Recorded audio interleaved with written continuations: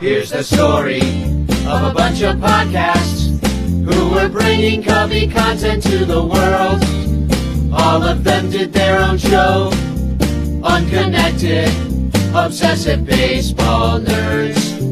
It's the story of a bunch of Cubs fans who are consolidating all their shows. They're uniting, doing it together, so we all can grow.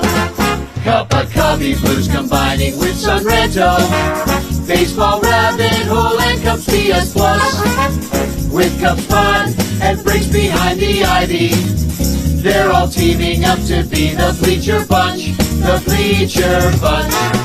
We love the Cubs, that's the way we became the Bleacher Bunch. That's the way we became Bunch Ranto! Oh, Hey. man. Well, welcome to the newly blessed. Time is the right time to get Uncle Leroy out. I got me a glass of wine, and I know Danny's got some shit to say, but this is my time of day. You know what I mean? Oh, let's go. And I bet you that wine was previously water, was it not? Because It us, was previous water. and I guarantee that the miracle that befell us here in Chicago, anybody connected with Chicago, anybody who loves baseball at all, now we have an American Pope, as American as apple pie, loves baseball, loves hot dogs, eats the beef sandwiches, says the Bears, watches every Sunday after Mass. The man, you guys, there's nothing. We got to start with the Chicago Pope, but actually, I mean, he eats his beef wet, right, Danny? he baptizes it every. Yeah, I'm telling you. Yeah, that's what I'm thinking. I didn't think popes were allowed to eat the beef. Well, just Wet not on Friday. dry, anyway. Right. On Friday, they're eating the fish sticks. But I do have to say thank you to all of our Patreon supporters who support us at patreon.com/bleacherbunch. Tonight, we are giving away the Patreon prize of the month to one of our 105 Patreon supporters. One of you is going to win an In the Clutch t-shirt and a Matt Kammerer permanent painting Ron Santo map drawing. God damn, that's fun. Yeah, so that's some good news for everybody, in addition to the Chicago Pope. Also, I want to thank all of our Patreon supporters, especially, though, Blake Beard and also Rogue Wave Creative, because they support us at a higher level than you do. If you want to be thanked up the level, come on, we got a Catholic Pope. That's Put something in the basket. Put something in the basket. Put something in the 104. We lost another one. Chicago. Loser. You loser. And when he says put something in the basket, he does not mean the lotion. No, I mean, I mean the Wrigley baskets. I mean like Dansby Swanson in the basket. And I also, what else did I have to say? Oh, I think that's it. Oh yeah, all the other shows on the Bleacher Bunch that are awesome, like Cup of Cubby Blue, Baseball Rabbit Hole, the Cubs PS Plus podcast, Bricks Behind the Ivy, of course, the Daily Cubs Pod, which you only get if you are a Patreon supporter. But oh my God, you guys. Oh my God. They're all ranked. But none of them are the 69th best podcast in Cubs. No. But what's funny is there's only about 43 other shows, and somehow we end up 69th. I think there's like a basket weaving and a scuba diving show that's there is. Yeah. And we talked about the Cubs once, and there's all the Ghost of Son Ranto Ouija board show. Like, people listen to that one. Yeah. Then there's all like the gay ones, about like the Bears and the Cubs, that kind of Cub. Right. Rank below those. So yeah, that's one of the things Blue Ski has not been able to figure out yet. When you just want news about the Cubs, it has not been able to differentiate between the Chicago Cubs and the Bears and Cubs sending each other their dick pics. Hey, well, sometimes that might be better than looking up the game. Yeah. Look at that. So- That guy's got some good bat game. It's definitely more.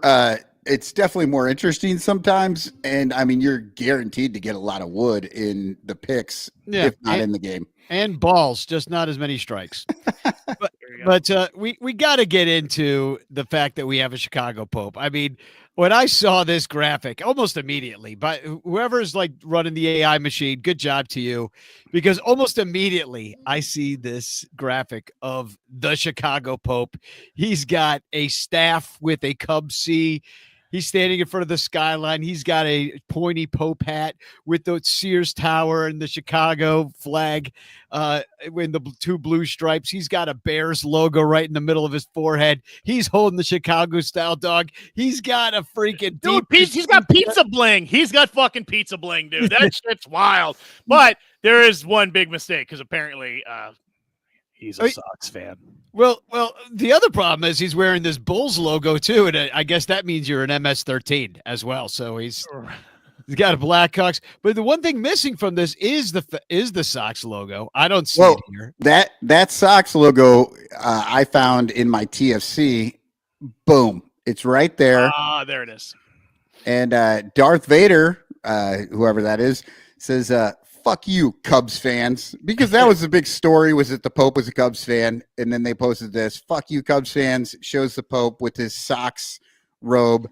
And then down here at the bottom, Christine says, she responds, at some point in life, all children disappoint their mother. So, Well, apparently,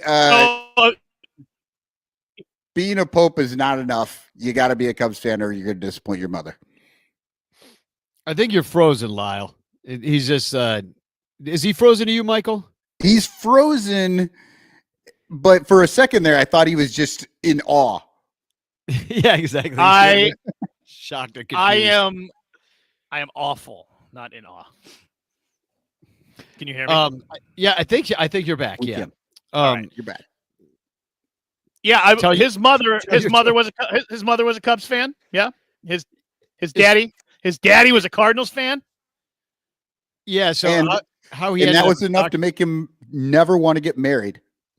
He Or just have swore sex. off relationships completely because of having to grow up in that household of a Cubs fan and Cardinals fan as parents. He's like, screw these people. I'm never joining doing the this. Catholic Church, becoming celibate, rooting for the White Sox. But you know what? He's not the only White Sox virgin out there. I'll tell you that much. There's quite a few of them, Sox fans that have not had sex. I did enjoy this. Da Pope. Da Pope. And that's in the Ditka kind of bear sweater situation. But I think I need that one. It's pretty good. And then it is kind of funny that immediately I saw a bunch of Cubs stuff, which is really about the Pope, and which is really a diatribe against the White Sox because nobody even thought of them. At all. They're just like, oh, it's the Pope. He must love the Cubs. Like nobody even considered for 1 second he might have been a White Sox fan, which is hilarious. But I did enjoy that almost immediately there's like Leo the 14th and people talking about Ernie Banks being number 14 and the W flag flying over the Vatican. And I think Obvious Shirts has a whole line of Leo 14 shirts. They do. I've got it right here. It says "Go Pope Go." So, Pope Leo 14. The Pope. It says Pope with the Wrigley clock as the O. You have Da Pope, which we saw before. Sweet Pope Chicago, 14, which is pretty good. And grew up on the South Side, but cheers for the North Side, which did not turn out to be true. So if you get one of those shirts, that's a limited edition. Right. Yeah, they might be pulling that one as we speak. That might be the Tatas hat of Obvious Shirt. Deep dive. You had to think that this was coming, though, right? I mean, after we had the Flying Nun skull falling out of the stands in Pittsburgh, you knew it could only get crazier from there. And then we get a pope from Chicago. It's been an odd year, to say the least. I mean, I never would have thought they would have picked an American pope in the first place, because it just seems. Never. Yeah, I would think they would like go with one of their like hotbeds of activity, like South America or something like that. Keep with your big fan base. But I guess they're like, I don't know what it is, and for a Chicago pope, it seems purposeful, and it also makes me pretty goddamn proud. I mean, I grew up Catholic. Everybody's texting right? me. I was fired up today. I don't know. I just had same. Grew up Catholic. Spent a bit of time in the church, and I was happy and proud today, especially that he was from Chicago. What happened last time you were at church? Oh yeah, that's right. You broke the pew at my mom's funeral. Oh yes, right. I recall. Yeah, there was some time I saw you. I think I still have a bruise that's almost healed. That hurt. People were. I don't know. I feel like, I mean, honestly, Danny, what you were saying, like a hotbed of activity and stuff, it really feels like they chose, which I love that people are freaking out and calling him the woke pope. Like somebody who's Catholic can be like woke. They're calling him the woke Marxist pope. It's like, are you kidding? Have you read the Bible? Like, this is not woke, not Marxist. It's literally just like, let's do good things for poor people. And there he's Pope Bob from the south side of Chicago. How woke can he be? You know what I mean? I want the Pope to be calling into the score now, getting mad about the Bears quarterback. God damn it. I do too. And if he's in Italy, it's going to be like 3 a.m. when he's calling in. He's drunk on the sacristy wine. He's just like calling in the middle of the night. Hey, I got something to say about the quarterback. I heard a couple of Portillos to the Vatican. No. They're building a Portillo's in the Vatican. I think they already broke ground. Oh, beautiful. They're changing up the Sistine Chapel too. It's just going to be gorgeous. It's going to make a whole new scene of Lake Michigan to make him feel at home. He's removed all the ketchup from the Vatican. Yeah. There's nothing. They're gonna take the sacrament now with old style. But why not Malort? I've seen a lot of Pope holding Chicago handshakes. Yeah. There's is this the one? No, I had one here. I lost it somehow. I must have accidentally deleted it. Yeah, I saw him holding old styles, and I also drinking Malorts. Plus, where's the other one I had? Oh yeah. Here's the Portillos over the. There we go. over the Vatican, and so James Line says, Chicago Pope is crazy. It is, man. It is crazy. I like this one right away. The Pope's first act was to call for the Cubs to extend Kyle Tucker, which I agree that, that's usually the Pope of all the people, not just the Sox. Yeah. Who's a fan of. I saw this picture and I saw one that he brought blessings to all the world except for Green Bay. Right. He denounces Green Bay. No, I saw this one. I don't know if this has been doctored or whatever, but I thought the Pope was coming out strong wearing his little sash that says fuck the police on it. Oh yeah, or actually just FTP because it's he's got to be PC when he's in front of a crowd. But this guy looks exactly like an old man. He was a big NWA fan. This guy it looks exactly like a total South Side Chicago guy, like, coming out of his house in Bridgeport, watering the lawn and in his shorts and black sandals. Like he looks exactly like that guy. And a robe, of course. Yeah, of course. Half open. But it was a big day. It's fuck the Packers, Bill said, Michael. You know what? Maybe that's what it is. Oh, I forgot about the chat, and Chris Salato reminded me, #chance in the chat if you want to win a Frank Chance postcard sent to you by me with a message of love and doom. I do want to say that it wasn't only the Chicago Catholics that got a call up today to the major leagues in Rome, but a very special Chicago Cubs pitcher got a call up to the major leagues, and that's Cade Horton. We've been waiting a second, and it's all because Imanaga's hurt. But Cade Horton's coming, first-round pick, 2022, University of Oklahoma. Michael Cotton's son's favorite player of all time, kind of. That's not. He already has his jersey. Already has the jersey anyway, and you have Oklahoma jersey, but you have the jersey if you stand on your head. I understand because you have an upside down jersey, right? Right. Yes. So, anyway, Cade Horton's coming up. What do we think? I think the Cubs are fucked right now, losing their top 2 pitchers. Like, I love the fact that Cade Horton's coming up. Like, I want that, but listen, opportunity. It breeds something or other, and things happen, and the world goes around. But this might work out for the best. I hope so. I mean, it would be nice to have both, right? I mean, right. Well, but eventually, you'll get something.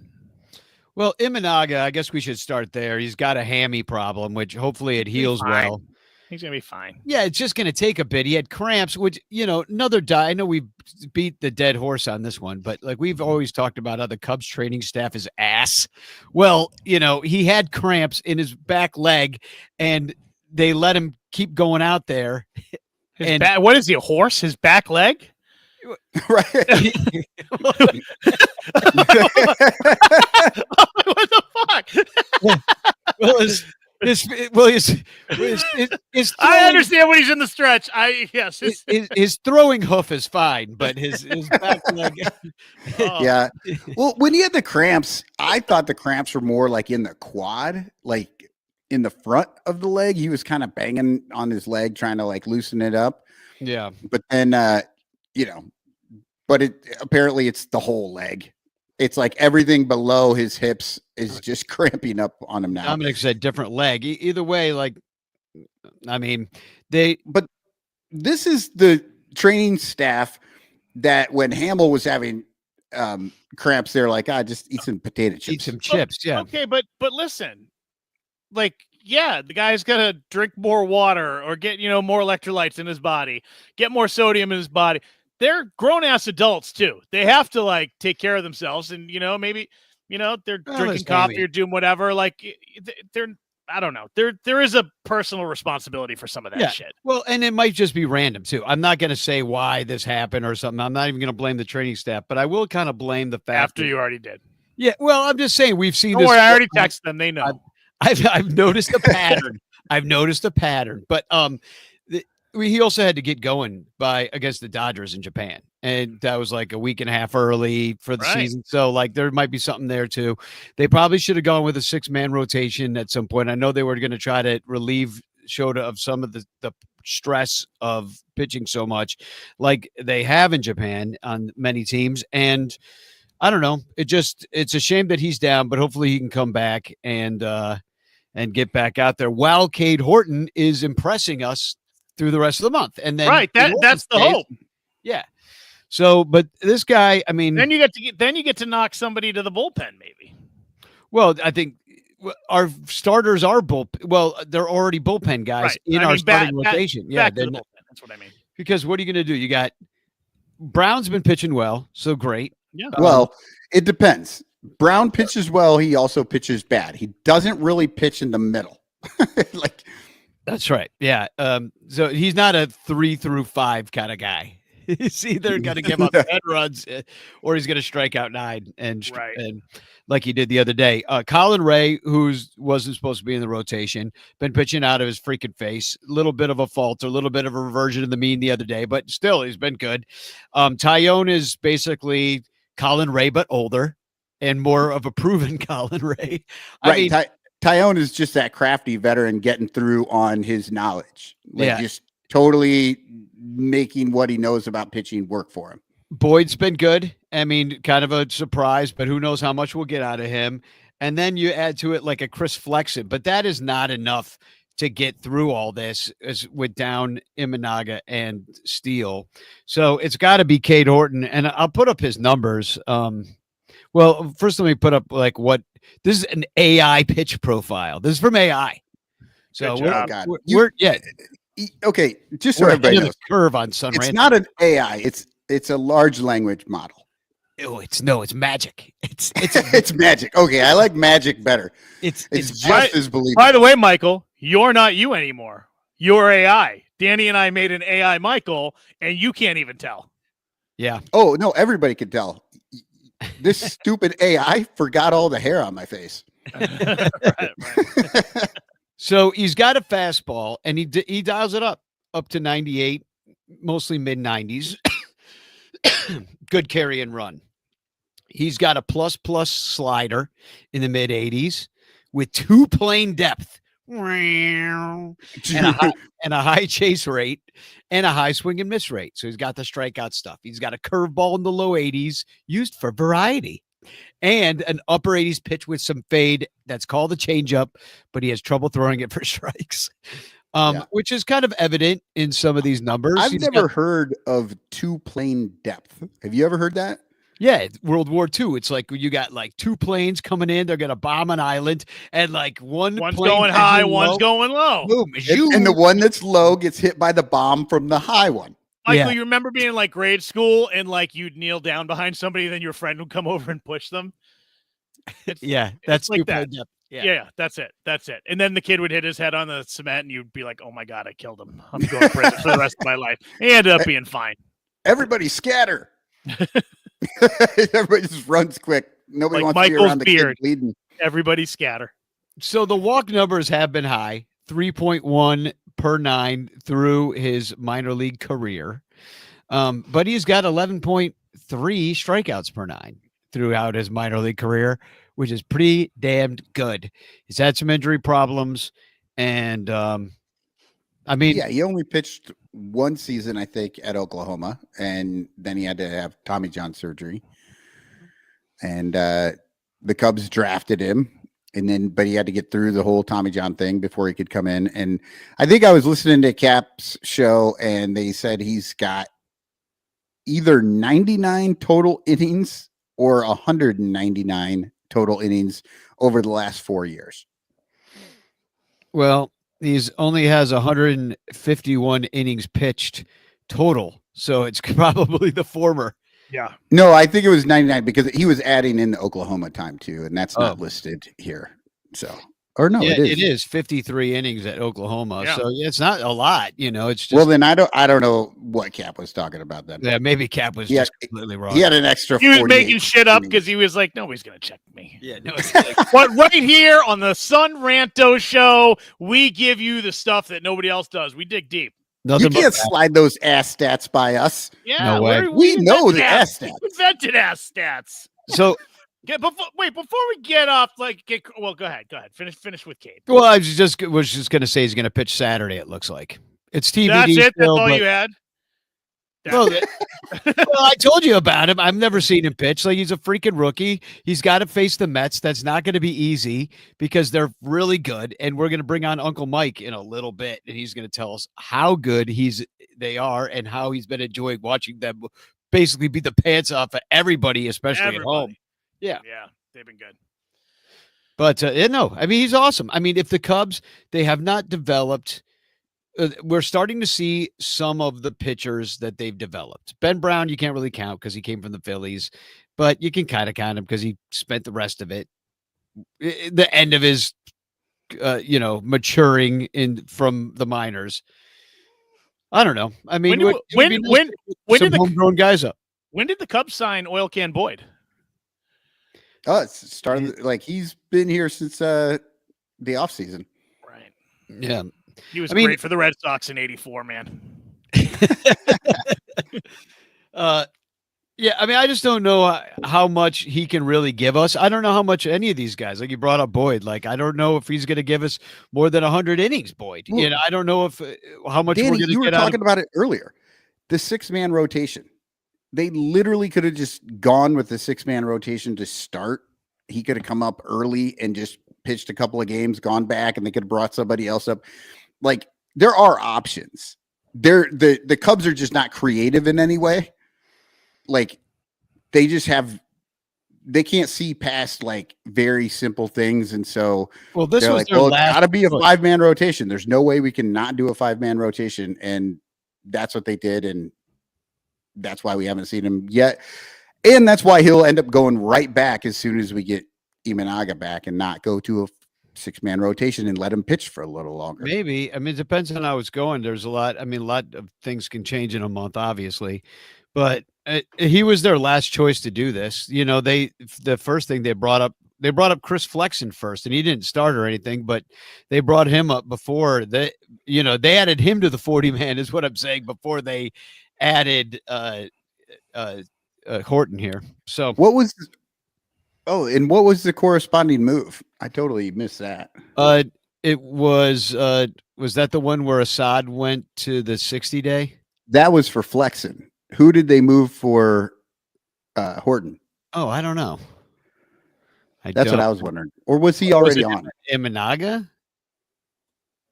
Oh, I guess if Imanaga's on the IL, then they. Yeah, no, he would have to be on the 40-man though. I'm looking it up right now. Yeah, because you got to be on the 6. I don't know. I'm looking it up right now. Assad's on the 60-day. Bill Suga says, Birdie? No, Bill. Sorry. I know you want that, but that's not what happened. Looking up the transactions. Recalled. No, it doesn't say what happened. I feel like then maybe he was already on the 40. I'm not seeing anything. Yeah, so maybe it's not happening and we're just reporting on nothing. Or maybe until tomorrow. But does it say that he got called up to the 40?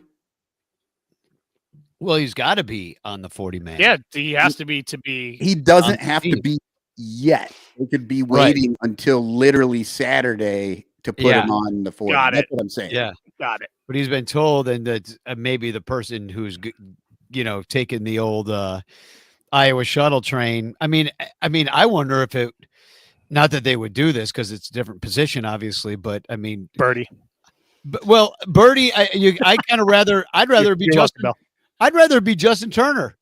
To be honest, he's the one that doesn't add anything to this team. Yeah, he's the one doing nothing. He's batting, I think, 180, and that's because he's been doing well. Do you think they'd release him at some point? Yeah. I mean, I hope so. They spent way too much money on him. I know. This year's Eric Hosmer, basically. I'm like, we didn't need this guy at all. We didn't need him. I mean, every time he's one of the kids. Yeah, every time they take Bush out of the lineup for Turner, it's not good. Like, it's just stupid. Well, let's talk about some of these games. Wait, before we go there, Danny, you had said maybe today you had suggested maybe we have a little Cubs fashion since we have a new pope, and I thought that was a worthy just quick. I'm sure Danny does. I mean, what's your Cubs fashion? Yeah, I mean, I always have Cubs fashions. I also have a graphic, so get on your knees and repent. It's time for Confessions with Pastor Michael Cotton.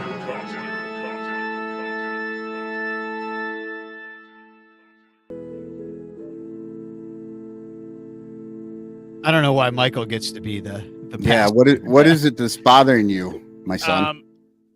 I have a Cubs fashion. I never liked Chris Bryant. I fucking loathed him. He was the lamest, most boring player to ever play on the Cubs.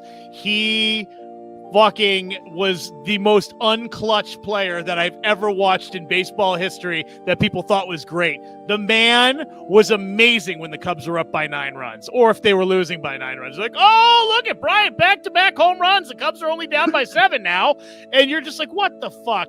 That Disney-ass fucking pansy motherfucker. I hated him, and it just feels good to get that off my chest. All those years, I mean, because they were good, and he was the guy on the team for some reason, but he sucked and he sucks and I hate him. And any ladies watching or listening, I'm sorry, but forgive me, Father, for I've sinned.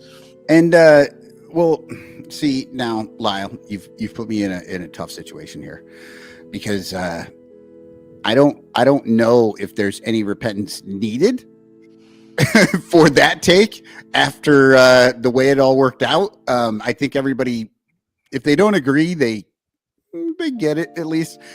So I don't know. I guess just one Hail Santo. One Hail Santo. I'll go do that. Do that right now. You guys just give me a. Forgive me, Michael Cotton, for I have sinned. I have a confession to make. And what's that? My confession is that sometimes when I'm at the game and the Cubs are losing, like 6-2, and it's like the 7th or 8th inning, and I'm like, you know what? They just don't have it in them. Today's not their day. And I'm like, just fucking get out. Just get out. I don't really care. I just want to go home. It's been a long day. The Cubs don't have it. I give up on the team, sitting in the stands, and then they lose.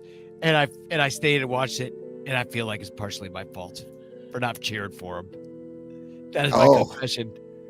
That's a rough one. I think you might have to go and do a 14-hour Ernie's to get over that one. Oh, that's tough. Oh, that's a long one. That's a really long one. Well, thank you, Father. Do you have a confession of your own? Oh no, I'm just listening. I'm as just like the Pope. I'm infallible. So I see. Danny, I'm really sorry. I was standing right next to the confessional booth when you went in there, and I overheard what you said. So I'm sorry, but at least you don't leave the game. Yeah, I stay and watch them lose, but I just so want you're just pretending you're rooting for them. I want them to lose. Yeah, exactly. I want them to lose. No, I'm like mad when they get a single. I'm like, you're like, oh, fuck it. I hate fake rallies when it's cold and rainy. It's cold. It's the 9th inning and we're losing by 4. Yeah, you're losing by 4 and guy gets on with like 1 out. You're like, oh, God. I do have to say, when they're down by a lot and it's late in the game, especially night games, I'm just like, just fucking swing at everything, guys. Just go home. Like, you're not going to do this. Danny, can I have the music one more time? Oh. He needs another Cubs fashion. Forgive me, Father, for I've sinned. When that dude fell out of the stands, I fell out of the couch. I was laughing so hard. And I felt awful about it, but it looked so crazy. And then I heard he was in intensive care, and I thought it was my fault. But I did see there was an interview with him today. He's alive. A newspaper. He's alive, and he said, "Well, yeah, I broke everything." That's what he said. So the laughing paid off, but I laughed really hard when he fell out of the stands, and I feel bad about it a little bit. There's a photo of him there with his pirate's balloon. Yeah. Wait, Danny, are you listening to me now in the confessional? No, I'm not here. Since it's all about, somebody falling out of something and it being funny, 12 St. Schwarbers. Okay. But how about that guy? His name was Kevin Markwood. And this guy, Jesus Christ. Have you seen the other video of him from behind, like from someone's phone? Have you seen he just stands up and goes tumbling over. No, but he holds the railing. He jumps up out of excitement, and I think he just jumped out of the stadium accidentally. What I'm shocked about is that Crawley hasn't fallen out of the upper decks yet. I mean, right. When I saw that video, I'm like, how is Crawley not gone tumbling over? How have we not seen Bleacher Jeff face down on the net with his entire ass hanging out, with his hand stuck in his hair, trying to stand up, or Crawley just like, help, I can't stand up, or fucking Crawley just doing, the same thing. Yeah, the way he flipped out of there, it was crazy. Well, if he had stuck the landing, it was a perfect 10. We have baskets for that. That's exactly why we have baskets. So you get hung up in the basket, and you can't fall that far. I guess that's. But those baskets look dangerous as hell. You get your arms slid down between. That's what I'm saying. You get stuck in there. It's like if you're a little kid and you like get stuck on the side of the trampoline, like you get like your arm stuck in the spring and your shoelace is stuck on the other side. You're like, help! I can't get out. That was Danny because he was fat. Kids are still jumping. And the springs are just biting you every time they jump. Yeah. Your hair's getting pulled out. Yeah, it's great. Yeah. Danny's like, I got to talk to my therapist. I'll tell you this much. I've been to a lot of baseball stadiums. I've been in a lot of upper decks, and there are some steep situations. Like I heard you talking about it on the last Bleacher Bunch about Coors Field. They literally have. I know they're not a mile up at the stadium, but they are quite high up. Even like you're in altitude and you're lightheaded and you're drunk. Like it's surprising it hasn't happened there, but you might float. I only went to one game at Old Yankee, and I seriously had vertigo sitting in the upper decks Yeah. there because I was like, I felt seriously when I stood up like I was going to just fall right out of there. The White Sox, they had upper deck seats that were so steep that they changed. They changed them. I sat in those ones. I went up the first time I started walking down. I get a little vertigo. I don't love heights. I'll do heights, but I don't love them. And I was like, I can't go sit in the front row there. There's no way I'm walking down those stairs. Yeah. And thank God I was at Sox Park because there was nobody there. And like, there's no railings. You got like, two. No, it was beers up to my knees. Yeah, exactly. I was like, what? Right, but they also never clean it, so your feet just stick to the Yeah, ground. there were kids running up and down the stairs. I'm like, oh God, I'm going to you're die. slipping And then everybody's gonna get mad at me because I'm gonna laugh again. I would be the first person to run on the field to try to help that guy, but I would be laughing and crying at the same time. I mean, Danny and I were living in New York. Me and our old roommate Adam were walking home from school, and this little old lady with a cane was walking down the street. And I kid you fucking not, the crosswalks get slippery when it rains out. The white, she stepped on a banana peel on the white paint, and she fucking bailed out. And I ran over to help her, and I'm crying and laughing so hard. Adam's like, he's laying on the ground in a puddle laughing because I'm laughing. He's like, "You're going to hell." I'm like, I can't help it. Falling is funny. But yeah, I mean, I'm surprised. Remember when wasn't it Hamilton? Who was it that killed that one guy throwing him a baseball? Oh, threw a baseball and the guy fell out of the upper decks and died. Yeah, that was. Yeah. So I'm sure. I mean, has it ever happened at Wrigley? I mean, I know that people have. There was that one guy that broke himself falling out of the bleachers. That wasn't too long ago because that's quite a fall. He fell over the basket. So like, I had part of the upper deck fall and hit me in the head at Wrigley back in those days. That's just being from Chicago, like the Pope. Yeah, that's why the Pope has that big hat. He knows better than to sit under the overhang at Wrigley. But no, I'm surprised it doesn't happen more. I mean, because those are pretty. So many stadiums are pretty treacherous like that. But Pittsburgh's one of the newer ones. I'm guessing they're getting baskets soon installed there. But they don't usually have baskets on those upper levels for the fans. It's just to catch baseballs and protect the players from like beers and things falling over, someone's phone falling. It's to protect the players from fans falling off and onto them, right? But I mean, they give a fuck if you fall down and crush somebody below you. Yeah, I think they're gonna. I think they're just gonna install seat belts in that front row. No standing. Put all the fans on tethers. That was the only game the Cubs lost in that series too. They're kind of rolling along, winning 2 or 3, including against the Brewers. Like that guy, He didn't roll at all. He hit like a sack of potatoes. It was awful. Yeah, no, he just was out. Yeah, he just. I was watching it live. I was like, "Oh no, what happened?" But I was surprised that guy in Milwaukee. He looked. Remember that because there were 2 fans that kind of made the news right away. There was the Milwaukee fan who caught PCA's home run, and then threw it back and yelled "fuck." That guy. He went kind of viral. That was pretty great. I was like, oh, it's just a fan week here. One guy's out of the stands. The other guy. That guy he had the gun show going on, and he's a meme now. Good for him. Yeah, 2 Cubs fans. Embarrassing for him though, because he's a Brewers fan. Like we're making fun of him, and but we did win 2 or 3 in that one too. Cubs offense was like super alive, and then they come back and face San Francisco, and they put up. They win the first game. Everything's going fine, and then in that game 2, they come back and tie it up, and then Presley comes into this game and could not record an out, and it was just embarrassing for everybody involved. They batted around against him. I mean, and I was thinking of Elvis Presley songs that we could change to be about Ryan Presley, and I have a couple here. I have "Hunka Hunka Burning Shit." There you go. Okay. I can't help blowing the lead right now. I like that. How about this one? A little less walking the leadoff hitter and a little more strikeouts. No, Okay. I like. I can't help blowing the lead. right now. You didn't have anything about the Heartbreak Hotel in there somewhere? Well, you could think of some. Heartbreak, Fly the L. Yeah, Michael. Danny's not your music monkey. Come up with your own fucking ideas. Dance, monkey. How about this one? You're Hector Neris in disguise. Oh, yes, you are.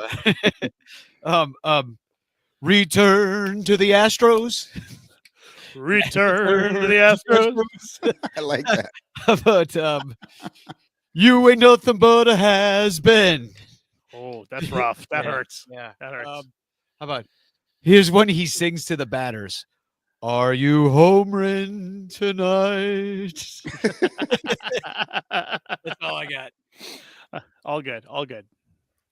But I don't know. Is he might be done. Like, I'm not sure. Like, I thought the Cubs were going to win this game. They come all the way back. And then they were anemic yesterday in the cold, even though Ben Brown pitched well. But yeah, I mean, kind of a 500 weekish sort of thing. Yeah. I mean, listen, with no pitching staff, it's something. But I mean, giving up 9 runs in extras in one inning is the low light of the week, and we saw a guy fall out of the stands. You know what I mean? Like, that was the worst thing that happened. Someone almost died. And it was only the second worst thing that happened. Do you think there's a dent in the field? Well, there was probably blood and stuff. Do you think they should just paint an outline? I was just going to say that, Lyle. They should put a chalk outline out there for the guy for the rest of the season. Well, what's your takeaway from this for the baseball part? I mean, I know Lyle just wants to talk about that guy falling off the stands because it's the greatest thing he's ever seen. But and Pope Bob there. Well, I think when you're in this situation, you lose 2 of your best pitchers, like holding on and playing 500 is not unreasonable. You know, the offense is still pretty decent. You made it to extra innings. You were in the 11th. You were in the game until you were absolutely completely out of the fucking game. But, you know, right. They were in it. No, and I think look at the team that they lost to was the Giants. And out in the West, it was a winnable game. They're very right, but they're a very good team, right? They're not. It had they lost 2 of 3 to either the Pirates or the Brewers, you may be a little shaky on that. Well, the Brewers are good too. I mean, but they won both of those games or both of those series pretty handily, and then they lost kind of a heartbreaker. They went and tied the game up. So, like, I don't know. The Giants are very good. The Cubs hung with them. It's not. I don't think there's a need to be concerned yet. Not by what's happening necessarily in the games. I mean, the fact that Shota's out and Steele's out, and I mean, that's nerve-wracking, and they still haven't figured out that, you know, Turner isn't a baseball player anymore. I mean, some of those things make me nervous, but they had a great April, and now they're about 500 in May, and Michael's freaking out. I do like the fact. I was freaking out all of April. I still can't believe I think the players are playing well enough. They're playing so well that they're able to get past the how badly the management is hamstringing them every chance they get. Fair enough. Agreed. Well, we have 69 viewers right now. Oh, nice. Perfect. Nobody join. I do like the fact. I do like the fact that exactly, like they can hear. We're the only show out there. Like, we don't want anybody else. Yeah. Right. Now one person can come back.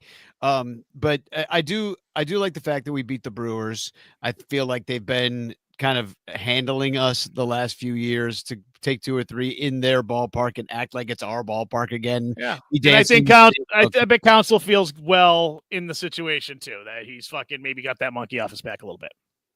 Yeah, well, because he gets booed relentlessly. There. He does. Well, he fucked them over. He deserves it. Yeah, no, he kind of deserves it. Like if I was a Brewers fan, I went to the rival, I would absolutely hate him. Absolutely, I would. Oh, we got 69 again. Perfect. He's the Cubs manager, and I don't really like him. Still, right. Uncle Mike's been waiting a while. Why don't we do our thing? Let's go to commercial. We got a silhouette. We got a silhouette. I do have a silhouette. Are we allowed to do a silhouette on this show when it's not our show?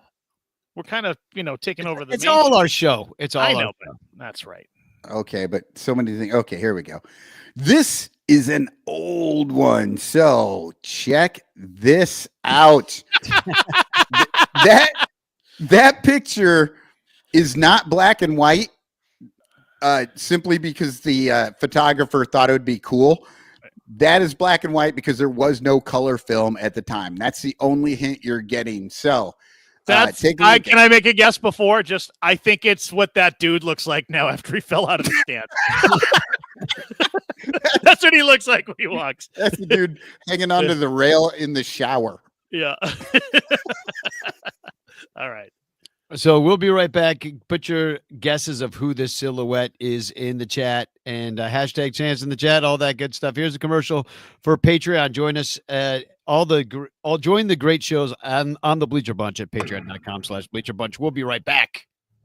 The Bleacher Bunch brings you great shows like Son Ranto, Cubs PS Plus, Bricks Behind the Ivy, Cup of Cubby Blue, and Baseball Rabbit Hole. But you could be getting so much more when you subscribe to our Patreon page for as little as $1 a month at patreon.com/Bleacher Bunch. Get access to our exclusive daily show Cubs Pod, where we recap every single game. Plus, be the first to hear Cubs music, get early access to events, and receive an invitation to join our Discord Cubs community, where fans just like you show up every day to rant and rave about our beloved boys in blue. Most importantly, 10% of your Patreon pledge will go directly to help the Lost Boys Youth Baseball program. So join us. There are perks at every level, like the Renter Calendar, absolutely free, and name recognition for you or your business. We are independent Cubs podcasters, and we need your support. Otherwise, we'll quit. Seriously, we'll all quit. Some of us might even die from your lack of support. In fact, the cutest little puppy you've ever seen will die if you don't support the Bleacher Bunch at patreon.com/Bleacher Bunch. We promise to spend all the Patreon money on tickets and beer and all the dung crap we have to buy just to keep our podcast rolling. So give us your money and we'll waste it far better than you will. Patreon.com/Bleacher Bunch. Free trials are available, but don't do a free trial. Just join, okay? Okay. Patreon.com/Bleacher Bunch. In the clutch, in the clutch. Buy t-shirts from In the Clutch. Take it from the Bleacher Bunch. You'll love the shirts from In the Clutch. In the Clutch shirts are comfortable, stylish, and guaranteed to get you laid. Plus, they're proud sponsors of the Bleacher Bunch. Use promo code Bleacher Bunch for 10% off your purchase. Nice to feel and soft to touch. That's why you will get laid so much. Wearing a shirt from In the Clutch. And you can thank the Bleacher Bunch. In the Clutch, in the Clutch. Buy t-shirts from In the Clutch. Remember the code Bleacher Bunch. Save 10% at In the Clutch. In the Clutch. In the Clutch. In the Clutch shirts actually not really guaranteed to get you laid. This is Fergie Jenkins. You're listening to Son Ranto, the 69th Beth Cup podcast. Oh man, somebody must have really loved that In the Clutch song you did there, Danny, because we got a bunch of more listeners or watchers or whatever they are.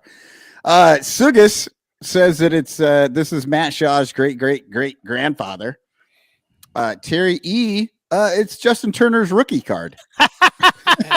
Is it wait? Is it Chance? Is it Chance? No, that would be good. But let's see. Alexander Miller tried with Billy Herman. Not Billy Herman. Dominic Galoro nailed it. It's Hack Wilson. That's right. kind of Well- swing is that? Well, now we know how he got his name. Yeah, Yeah, the man who hit 191 RBI in one season. Why does he look more deformed in the real picture than he did in the fucking silhouette? He's fucking crazy looking. That's a terrible picture. It is weird. Especially, I mean, it's really old, right? So it's probably one of those cameras where you actually had to stand there like that for 30 seconds or else it would get all blurry. Yeah, so that just how he stood for 30 seconds? That's what I'm thinking. Well, that's one of his many talents, apparently. What has he got in his back pocket? It looks like an extra pair of shoes or something. It's his leather. It's his leather pouch filled. Well, no. with little Back baby then, hands. they would put, when they went up to bat, they would actually just put their ball glove right in their back pocket. Yeah, is that one of those five-figure jobbies? Yeah. Well, congrats, Dominic. You were correct. Yeah, pretty good. Well, Dominic, you've won. nothing. You bragging rights. Tell all your friends. That's Well- right. Our next guest knows all about the Mets, and he's got his own theme song. So let's play it. Let's turn that up a little bit. Ladies and gentlemen, it's Uncle Mike. Uncle Mike, welcome once again. One of our oldest. One Don't you call him old, Michael. You're old. No, one of the longest running guests on this show, I think. You're We muted. can't hear him now. Yeah, you're muted, Uncle Mike. Maybe I'll mute him. He's just talking. Yeah, you're muted. He says he's chosen to mute himself. Damn it. Well, while he figures this out, let's talk trash about the Mets. Hey, Juan Soto ain't never going to amount to nothing. What a waste of contract. It's going to be worse than Bonilla. They're going to be paying him for 37 years. Do you listen? The Mets and the Cubs come into this series both 5 for 5 in their last 10. So they're both kind of in the same place. I know the Mets are unbelievable at home, but The Mets are 13-3 at home, but they are 24-14, which is better than the Cubs. But so Mike, you're still muted. If it doesn't. Is it down in the corner there? I Bottom can't. left corner for him. I tried to unmute it. It said I could, but I couldn't do it. Yeah, I can't unmute you. So it's the. All right, he's gonna maybe go out and come back in, but Yes, you're number one. You're number one. Go Cubs. Yeah, they just lost 2 or 3 to St. Louis, and they won 2 or 3 against the D-bags. So it seems like they're just kind of, yeah, you're right, like muddling along the same way as us. Hot start, super good at home. Cubs have been actually better on the road. I don't know if you've realized that, but I think they're only Have they about- actually been? Yeah, I guess they would have to be better on the road. They're still above 500 at Wrigley, though, right? barely. Last I looked, they were only 1 over, 2 over, something like that. What's your record this year, Danny, going to games? Do they lose every time? I never keep track of that stuff. If I kept track of that stuff, well, I'd be a much richer man because it means I could keep track of things like that. But because I could keep track of money and keep track, Well, and then also we know that when he's there, he's cheering for them to lose. So yeah, exactly. Well, here he is. Let's see if we got you. There's Uncle Mike. To check. Okay, There we go. All right. How's the volume? Is it loud enough? You are Yep. loud enough, yes. And how are you? I'm doing good, Michael. Cotton. what's Danny up? Rocket, and this guy I don't know. Who are you? I'm going to tell you who I am. I am the 1986 Red Sox biggest fan. And your goddamn team broke my heart. I was like 12 years old, and I cried, and I cried. I've never seen my dad cry but twice. At his mother's funeral and when the Red Sox lost to the Mets. That was the Bill Buckner. Yeah. fiasco, right? Like you forgot. Yes, it was. It was awful. It was awful. It was Like, awful. oh, that's where Uncle Mike doesn't remember the '86 World Series. He was doing rails with Gooden in the locker room. Yeah, exactly. Well, he was in there the- then. in the crack house. Right. Fair enough. So, Mike, first of all, thanks for having me on. And I love doing this, even though it's twice a year. We do it. I was telling a friend of mine, I go, yeah, man, I do this podcast with the guys twice a year. And I'm happy to be here. Thanks. well, you must be happy to be anywhere as a Mets fan right now because they look pretty damn good this year. They got control of the East right now. They look better than the aging Phillies. The Braves, I don't know what's going on with that. They're still a good team. I mean, it's a tough division. Nationals are too young to probably do anything, but so it should be the Mets division. Whoa. Don't forget about Miami. Oh, sorry. I actually forgot about Miami because they don't fucking matter at all. Yeah. They're the worst team in baseball, always. But yeah, you must be feeling great. I do feel good. I have to admit and confess, speaking of confessions, my New York Knicks are in the playoffs, and we're smashing Boston right here. Speaking of Boston, I was hoping you weren't going to bring it up. Those are the two worst basketball games I've ever had to endure in my entire life. Mike, can you tell me this? Guys, you guys just shut up for a minute. That game 2, wasn't it like watching game 1 all over again? It was the same script. I was like, this is the same fucking game. What has happened? Tatum choked. Dude, I got to tell you, like, I'm diehard Boston. Larry Bird's my God. Like, Paul Pierce is the baddest motherfucker in the world. Like, I love Kevin Garnett. That Celtics, man, I think I go deep. But I love Brunson, man. And I just watched Tatum play, and I just feel like he's soft all the time. And then I see a guy like Brunson and just him wanting the ball in the big moments and actually making the shots. And goddamn, I still think we're going to beat y'all, but that's been ugly first two games. And I think 85% of the teams that have won the first 2 games have gone on to win the series in the NBA. I mean, we're not cocky yet. I mean, you see the enthusiasm by Knick fans, but you have to realize we haven't done anything since 1973. Oh, so don't hate on us because we're being exuberant in our celebrations. I mean, it's the little things that make us really happy. I hear you.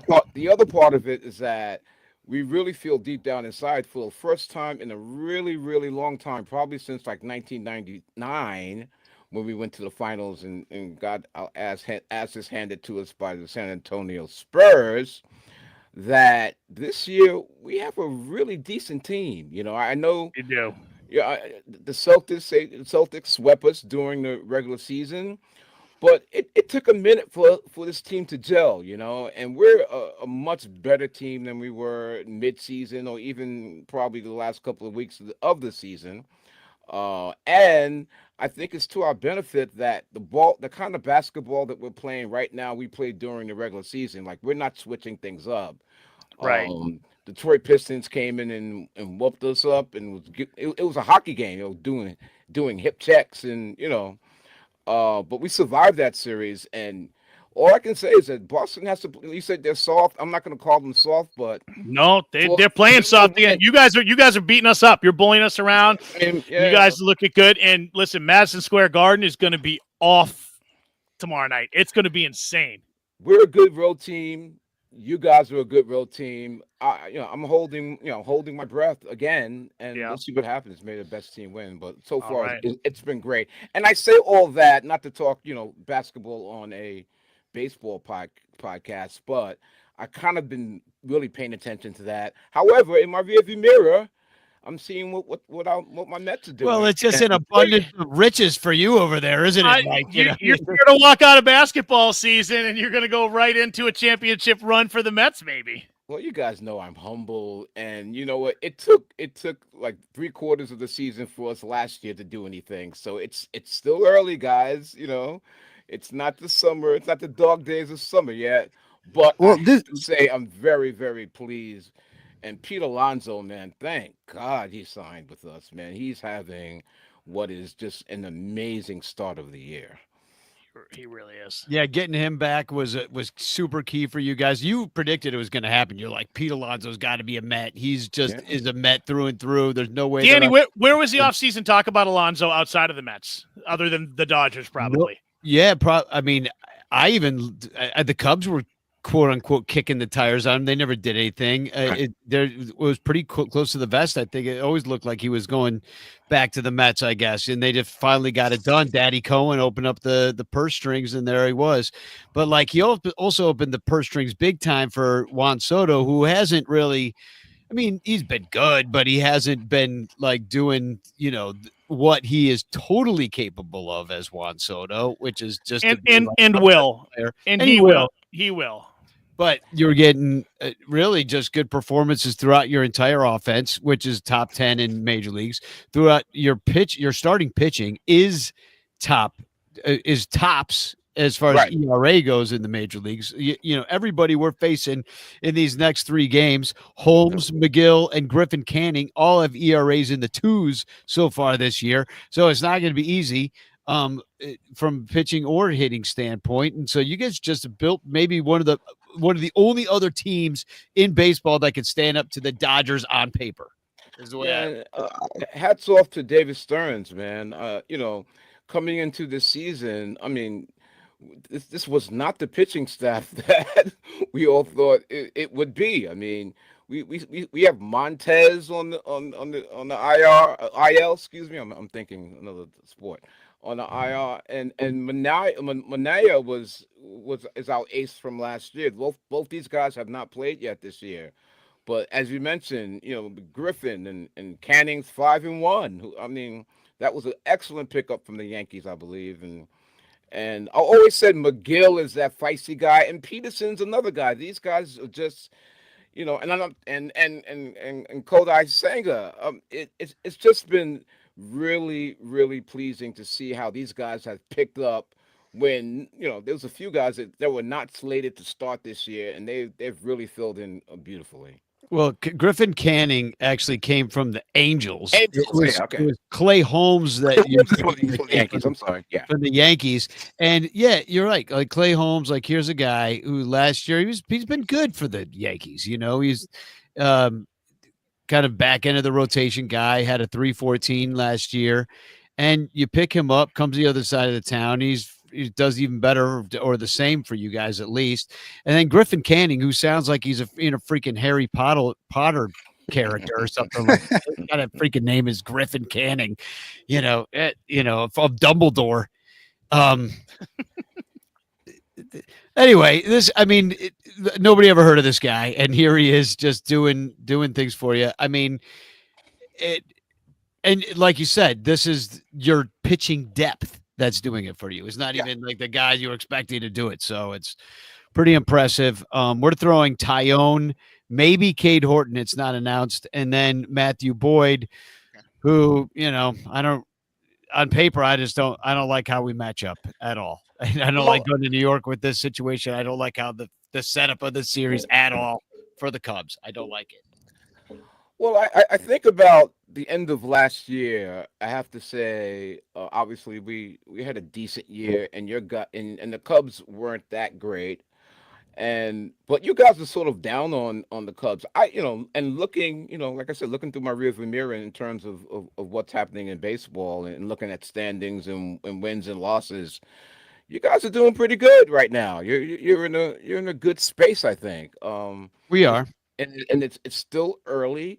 A lot can happen between now and in the summer, and then after the whole All-Star break. Obviously, that's the real push. But that's usually what Michael's afraid of, though, is that a lot can happen. But you guys are in good shape. You've won some real guts. Yeah, you've had some gutsy wins out there in regular season. Yeah, no, the Cubs are having a great. I mean, they're having a great start. Last year, they had the greatest April of their history, and this year, I think they beat it by a game or two. They are playing great. The offense, like you're going to see, that offense is relentless. Like our bottom 3 guys, the 7, 8, 9 guys, are raking, and that's just so. There's no place. Unless they decide to put Turner and Swanson back to back like they were doing for a while, like there's no break for the pitchers on the offense. They are doing great. If you sense any like negativity, the concern that Steele is out for who knows how long. And Shota just went down for 2 weeks at least. Right. So which is why you may get to see Cade Horton, our shiny new toy that has never pitched into major leagues, but everybody's super excited about. And, so it's just like, and we saw this last year. They made it through April. They did amazing. And then a few injuries started. And honestly, those injuries last year did not hurt them nearly as much as the decisions that were made because of the injuries. And that's where we're at right now with like April was awesome. We're excited. They're doing really well. But what decisions are about to be made with Cade Horton? We've all been told he's coming up, but there has been nothing actually official done yet. And when he comes up, they're going to have to send somebody packing. Like they got to get rid of somebody on the 40 man. So who's that going to be? And we're just kind of, we're a little bit on edge trying to figure out how they're going to navigate these next 2 to 3 to 4 weeks without Shota. Yeah, it's going to be tough for us. I mean, and that's just it. It's like, it seems like, I don't know where the Mets are with their depth, but they certainly spent a lot more money than the Cubs. So they might, I don't know, like how deep that they can go into their minors. I'm not familiar too much with the Mets system, if at all. Well, we've had our ups and downs with regards to injured. Series out with a fractured leg, I believe. He won't be. That was our. Taylor's been doing a great job, but he was the back. Well, Taylor was actually the backup to Siri in center field. He's out. Winkler's out as well for the time being. So we've had to kind of juggle our outfield a little bit. I mean, Soto's going to stay in right field. He's not going anywhere. And pretty much Nimmo doesn't play center a lot, but if he has to, he will. We've been playing around with the idea of possibly putting, and I love saying this name too, Luis Angel Acuna. He's been taking some, I guess, some fly balls out there as well. But I really think he's going to be our second baseman, I should say he is our second baseman for the future. And we'll probably have Jeff McNeil take some fly balls out there as well. So, but the other thing I want to mention, and it's something I always, we just got back Francisco Alvarez as our catcher. He was out for the most part of this year. And we had Torrance come in. And boy, does he have an arm, man. I had no idea he was our backup catcher to Francisco Alvarez, and he really did come in and he did a great job in absence of Alvarez, and Alvarez has come back, and he's been on fire. So I think we all go through the ups and downs of injuries throughout the year. It's almost like positionless baseball happening a lot. These guys are playing 3, 4, 5 different positions, there's one other guy that Marte is definitely going to be our DH, but Winkler is the other guy who's been going back and forth. But since he's out, I guess Marte will be our DH, as well as Jeff McNeil. He's healthy. He'll be the backup to Marte at the DH spot. So we've had to juggle things around, and I think all teams will have to do that. But again, it looks like it's going the way of positionless baseball for all teams. I have to say, Uncle Mike, like you're out in LA now, right? Yeah. So, like, of all the places in the world you could live where everybody would be like getting on your case about your team spending so much money. Oh, they're going to buy a championship. They're spending too much money. Like, you're in LA and everybody's looking at you like you're in second place. Right. It's like the perfect position. You can get out there and cheer and nobody has to say. I mean, come on, the Dodgers, some might say they brought their championship, 100%, and they may be well on their way to another one. Who knows? But Hopefully not. I think everybody on this podcast right now can say we don't want the Dodgers to win shit this year. Right. Well, and it's not like you're just doing it with these veteran stars. I mean, you did go and get yourself really one of the greatest players that wears the uniform or has ever worn the uniform in Juan Soto. But the fact that you're doing it with like Ronald Acuna's brother as well, Luis Angel, who's a young guy getting his shot, just because of injuries. Like if this guy exceeds expectations, then you're not just doing it the one way, you're also developing people as well. And the pitching's just been outstanding, which is really what you need, much better than the Cubs pitching. So that's really where the separator of the two teams right now, because the Cubs offense has been great, so is the Mets, but it's the bullpens that have really kind of gone two separate ways, and mostly it's just a couple of guys on the Cubs that have really failed. Danny, let me give one. I'm sorry to interrupt, but no. you hit a good point there, Danny. Because I got to give a shout out to Max Kranick and Ryan Stanek, and even our closer, in quotation marks, Edwin Diaz. I mean, and Jose Buto. I mean, I gotta give credit where credit is due, because I don't know about you guys, but most of our guys are going 5 innings and then they're getting yanked, no matter how great or how bad they're doing, And our bullpen's been coming in and stepping in and really getting the job done. So I got to give a shout out to our bullpen. Yeah, there's nothing more exciting than being in Queens and seeing Diaz come out of the bullpen either. Danny and I were lucky enough to see it last year. I was like, oh man, this is fire. I don't even know what we were rooting for at that point. Danny looks at me and is like, I think I'm rooting for the Mets now. Yeah. Isn't that the game? Wasn't there did he blow a save or something? Yeah, he did. Yeah, the Cubs won, I think. But when he came out and the fucking horns start playing, it was unbelievable. And it's even better after we beat him. Danny, can I ask you a question? I would say me, you, Michael Cotton, pretty much all of Cubsdom was just devastated when Javi Baez got traded to the Mets. But would you take Javi Baez today over CPA? Oh, dude, yeah, we have to thank you. Tom Cooper's here. Oh, look at that. Tom Cooper said, yeah. Thank you, Mets, for PCA. Really one of the most exciting bases. Like, you're having center field woes right now. Well, let me tell you, there was one guy that you used to have that would have been the perfect dude for you out there, and he wouldn't be still cheap for you, but instead he's on the Cubs. Thank you very much for Picro Armstrong. I hope you enjoyed your 1 month of Javi Baez. Yeah, and we do love PCA. But Javi played very well in New York. Yeah. Had a good rest of that season. Had an off season last year, had surgery, and now he's a center fielder and he's batting .310 right now. He's batting .310 playing center field. He found his groove again after about 3 or 4 years, right? Oh, yeah, it was really only 1 year. Like the groove. Like all this, like Javi is terrible. Like you go look at his actual numbers and you're like, oh, those actually weren't bad. He was never like actually bad except for last year when he needed surgery. But yeah, no. So it's just funny that, I mean, you're talking about center fielders. We got PCA. He's our center fielder. And now Javi Baez is like, I can play center field too. Yeah. So go, why don't you trade for Javi? Get him back.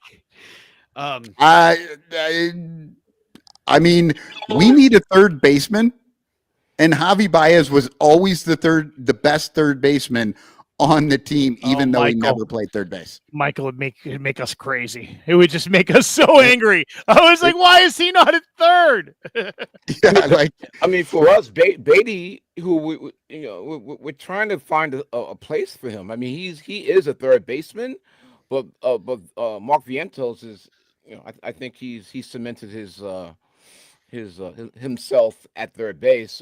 Beatty is sort of, he plays a little second base, and I don't think we've tried to put him in the outfield, but Beatty's one of our young prospect that we're trying to find a spot for him, and perhaps he might be up for. Well, sounds like you got a depthful team, some veterans, some youth. You got good pitching. I mean, it's going to be tough. So do you have any predictions for these 3 games coming up that have not, like, got Holmes versus Tyone at 6:10 Central Time, Then it looks like Horton versus McGill. That might get rained out. First Friday night might get rained out. It looks like it's going to pour an inch or two in New York, so that might get rained out, Danny.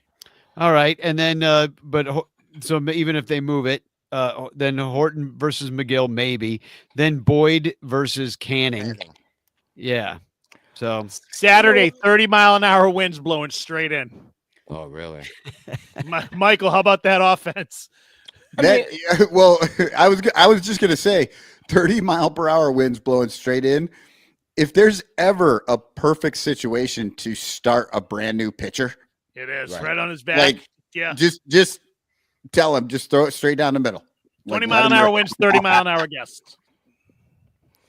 I don't know. You know, my predictions are always wrong. First of all, you're like Cubstradamus. Yeah, you know I'm not the best in that.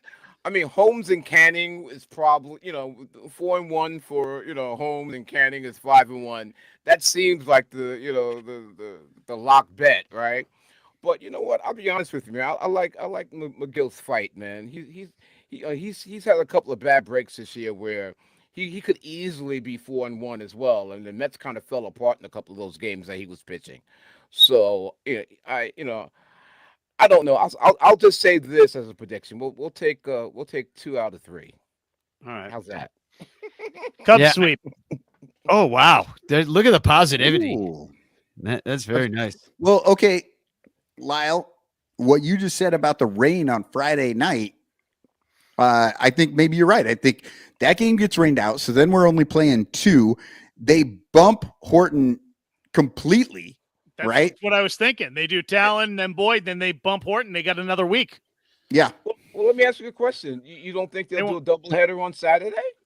I think they might just. I think they might just because they only go to New York one time. Yeah, that's fair, Danny. They might want to get out of the way. Actually, they'd probably do it on Sunday because it's supposed to be 76 and sunny. Saturday looks a little inclement. Okay, it's a getaway day, so maybe they won't. I don't know. Yeah, that's always hard. Sunday's already a 12:00 game.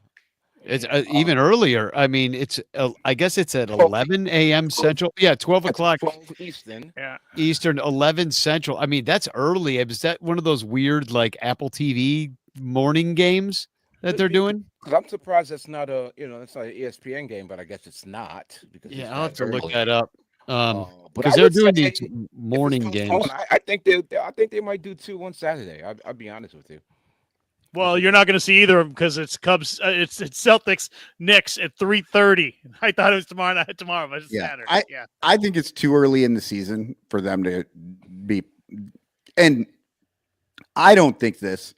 I think MLB thinks it's too early in the season to run a doubleheader like just the next day. Like, yeah, that might be true.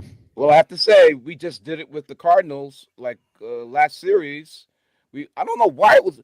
We had a game that was postponed. I have no idea why. I just remember waking up and reading that it was postponed. I don't know what happened, to be honest with you. I don't know if it was. I'm assuming it was weather related. But we wound up playing a doubleheader, and they swept us in the doubleheader, so we wound up losing that series, 1-2. I mean 2-1. So it's possible. I'm just saying we just did a doubleheader because of a postponement. I didn't realize that. Yeah. We just so they're doing them. I know I'm sure they would try to not have the travel involved. That would be they're already there. Sunday games on Roku. Roku, what the hell is that? Anyway, well, Mike, thanks for coming by. You have a great team, and I know that you're more plugged into the basketball right now, and you have a great team there. So really, things are looking up for you, Mike. Mike, it was nice to meet you. We'll see you in Game 7, sir. You know what? I said Knicks in 7, so I think we're cool. We're on the same. Right. We're on the same path. All right, let's go. And again, real quick, anyone out there want to catch up with me on social media? It's Bill's Kid, BILLSKID on all social media. And again, you guys, thank you for having me. And go New York, go New York, go, and let's go Mets. All right, cheers. I'll play out.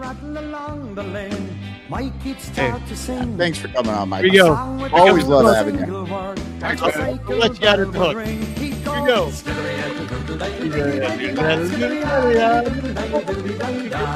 We need our yodel guy to do this. Oh yeah, what happened to Yodel guy? He used to hang out. Yeah, he used to be in here all the time. Speaking of yodels, Actually, it smells like yodels and dog shit. Oh my god, all that too. Oh, I think Cubstradamus is in our midst. Oh, here he is. To New York City we'll go. Then the Cubs will come home. They've got the Marlins, but I should be pardoned for things that I did long ago. Oh no, I've said too much. Oh, I haven't said enough. I thought that I heard you laughing. Wait, what was I doing again? Oh, that was interesting. He confessed to crimes and then immediately went into an old REM song. Yeah, that was one of the more confusing Cubstradamuses we've ever had on this show. I think we might need to play the confession music for Cubstradamus next time he's on. No kidding. Yeah. Well, and honestly, you see him, right? The weird hat, but I think he's kind of the opposite of the Pope. Like if there was an opposite of the Pope, it really is probably Cubstradamus. But there's that thing, they say you're so polar opposite, you kind of come around to the other side and are just right next to each other. There's kind of that thing too. They're about to they're about to cross streams, as it were. I thought you said that was bad. Oh, I don't know. So do you know what else was bad? Was bad. I shouldn't say bad, hard, which was your Cubsler this week. I thought it was, and we had only 4 correct answers. Yep, we had 4 correct answers, and let me bring that up just to remind everybody what it was. And I'll tell you what, Eli sent me the answer right away. Like he had it within minutes. But here's the Cubsler. This guy wasn't great in 58. He only had 5 tries at the plate. 3 for fake OBP, maybe only in those games because of his name. And his name was Footer Johnson. Footer. Which I mean, you're right. Like I immediately thought of like Footer because so he had 5 at bats in 1958. That's what that was all about. It's the only time he played for the Cubs. But then the fake OBP, he was a pinch runner 3 times. And I was thinking like Footer, like he runs. But then I realized, Footer Johnson. I think he made up his own nickname. I think he was just bragging out there to people. Yeah, an old friend of Danny and I's. His dad was called Rich, and his mom called him Dick and Dickie, but she called him Dick DeLong. And his entire life, my friend had no idea why. He's like, why did she call him that? Like he never made the connection. He's like, then he was old, and I had to help him around the house, and I had to change his, clothing and stuff because he was really old. And he's like, oh, all right, Dad, good for you. You could have passed that down. Dick DeLong. Well, you want to know something funny about Footer Johnson? Is his name is Dick. His name is Dick Johnson is funny enough, and then he goes by Footer. Yeah, right. His name is Richard Johnson, and even better, you could ask him yourself because he's still alive in Dayton, Ohio. Well, at least he's still alive. He was born in Dayton, Ohio. He's 93 years old. Does not have a date of death for Footer or Richard Allen. Hey, can we see if we can get him on the show, Danny? I was just going to say, first question I'm going to ask him though is like, dude, do you have a huge cock? Oh, what's up with the name? We totally forgot to ask Uncle Mike about the guy who died from the Mets, Wiener. Oh yeah, damn it, Seymour Wiener. Seymour Wiener, yeah. One of the oldest Mets fans just passed away, and he was like very famous in fandom, and his name was Seymour Wiener. And I had popcorn coming out of my nose. I think the guy had just fallen out of the stadium, and then I read that article. Out of your nose? Done. I was donezo. Michael, what happened to the beard? Are you on the run? Are you hiding from the law? Just I was that time of year. it was just getting so white, just so white. I finally just decided. You look young. You're like a little kid. Jesus Christ. I mean, it's not hard to look young when you just get rid of all the white on your face, and like I could have, maybe dyed it, but then everyone knows you're not young.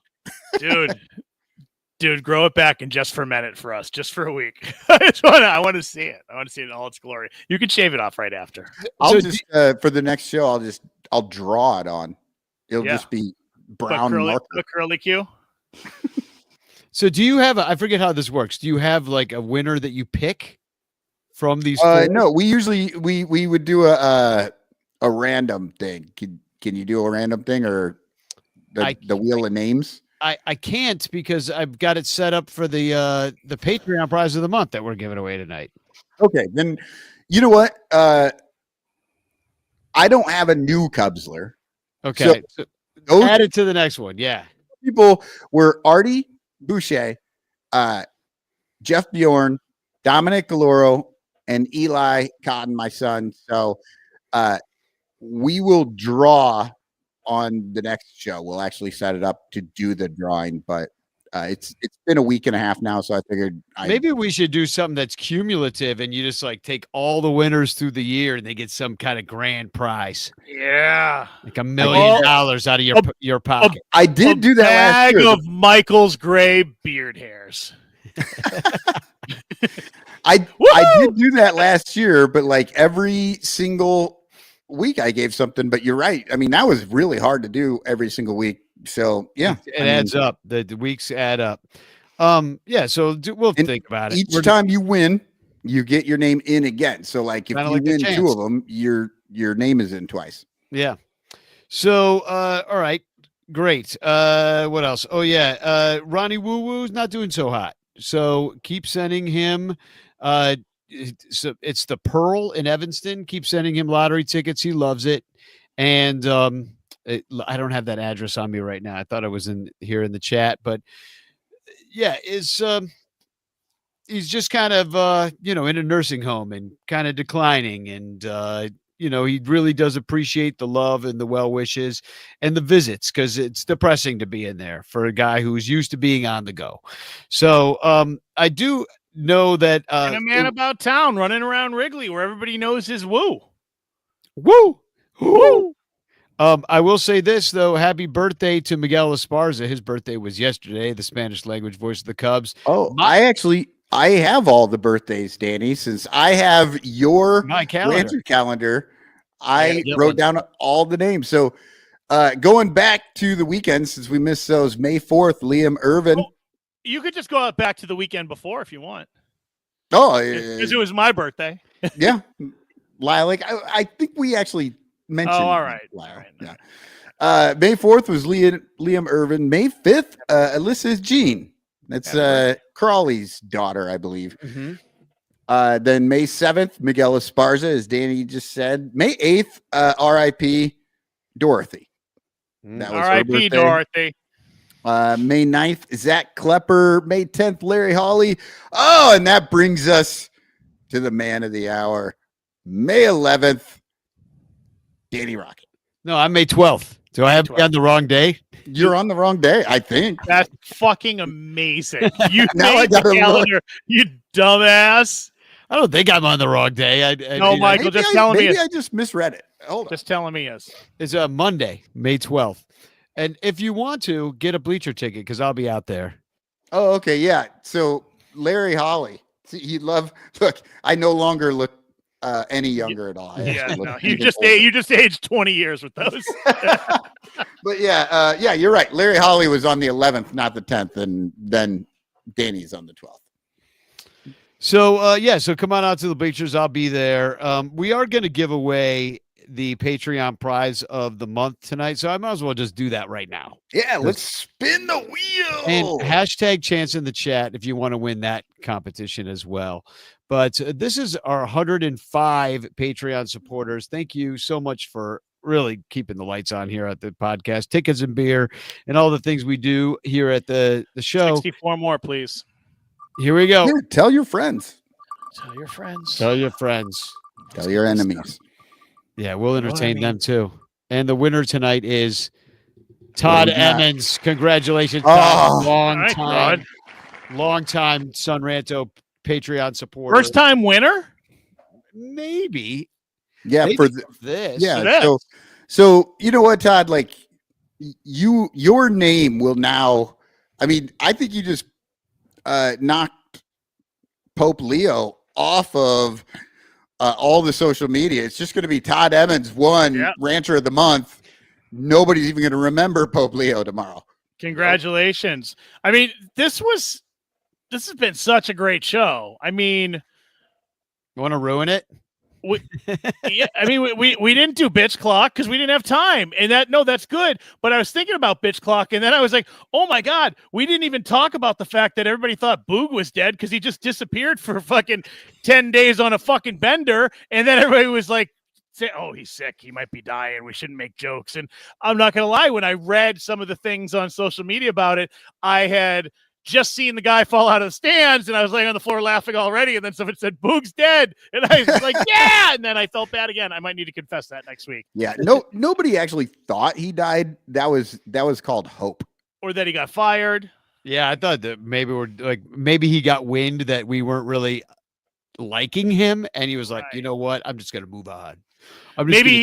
Maybe he had wind and he was just laying on the ground holding his belly because he had so much wind and he was just had a belly ache and he couldn't work for a couple days.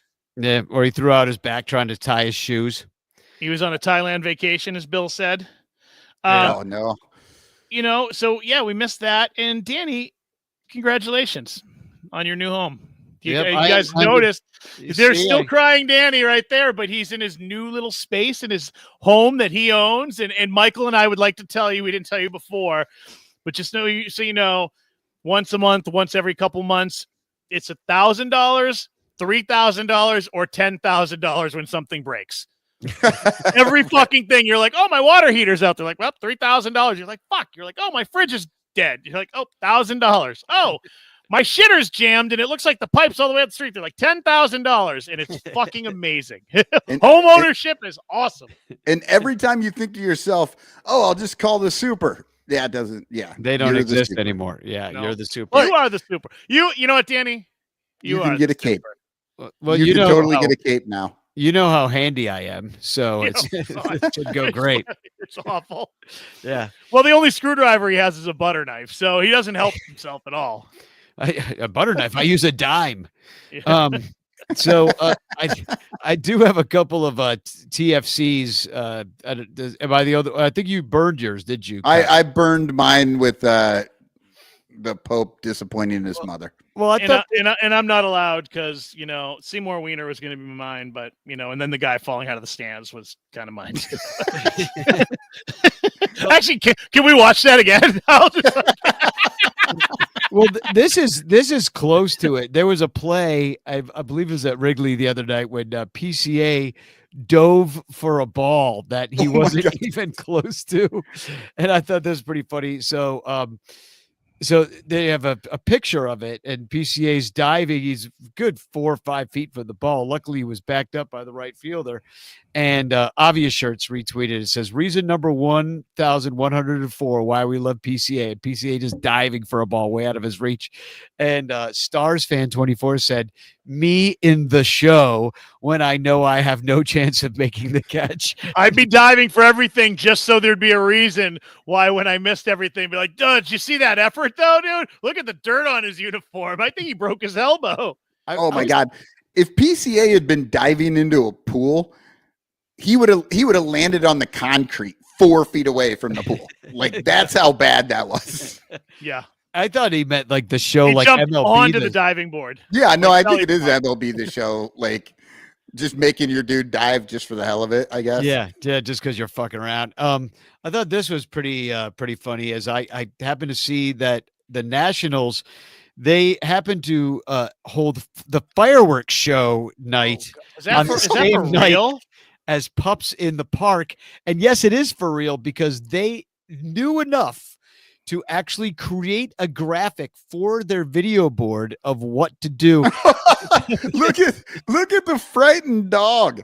Yeah, there's a picture of the frightened dog, and it says Oh my post-game fireworks God. will begin approximately 20 minutes after the final out. If you or your four-legged friend are not a fan of loud noises, we advise you exit Nationals Park immediately following the game's Yeah, how about this? Instead of staying in the confines of the park where maybe you have some control of your dog, get them out on the streets where it's dark and they don't know where they are and there's thousands of people everywhere, and then just start blowing things up everywhere, because that's going to go better. They're either going to bite somebody or run away. That's fucking insane. Yeah, I'm gonna have to go down a Reddit fucking deep hole and see if anybody lost their dogs, because I bet they did. Cocksuckers. If you leave directly after the last out, you have 20 minutes to get far enough away to not hear these fireworks, which we know you can hear. You can't even forever. get out the exit of Wrigley in 20 minutes. It takes 20 minutes to pass the fucking men's room if you're in the bleachers to get out that big giant fucking gate and out to the street, because there's such a log jam, especially if they won. Everybody's hugging each other like, "Oh, bro, I love you. We rock." And throwing up on their shoes and drinking rum chata and thinking about Malort. Best case scenario, that dog is in your back seat when those fireworks start going off, and he just shits all over. Shits all and over that's the best case scenario. Yeah, you're right. Or you get bit by your own dog. You're right. He just attacks you. And we lost. My last one is a little bit of bad news, and it's going to affect the Milwaukee sausage races into the future, because unfortunately Ice picked up chorizo, and this happened during the Cubs series. Oh, Ice, they have a picture of them hauling him away. So goodbye chorizo.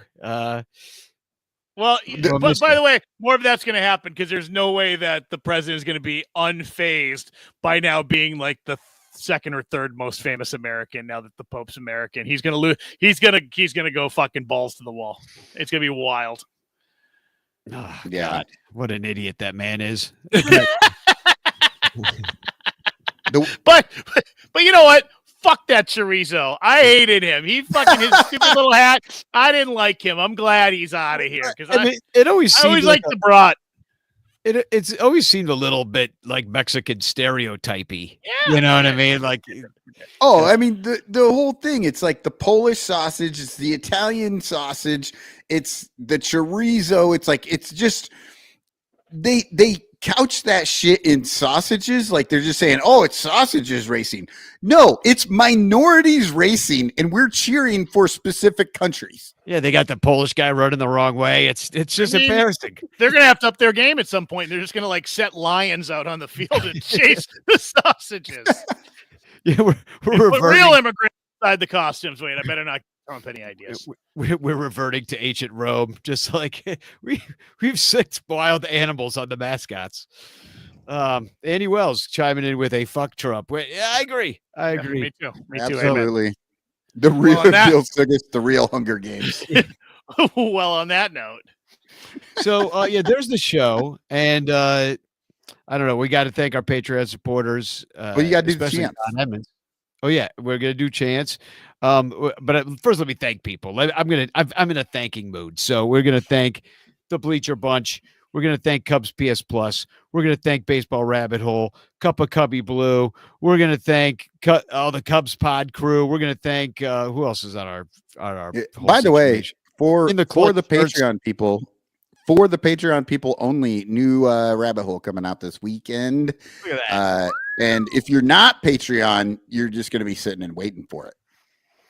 So we got In the Clutch shirts. We got Matt Kammerer's permanent paintings in his Etsy store. Come on, what more do you want? This is everything you would ever want out of a podcast conglomeration. And anyway, there it is. Let me pick a chance winner, and we'll get the hell out of here. Here we go. Giveaway tool. Last chance getting the chance. Here we go. Last chance. There we go.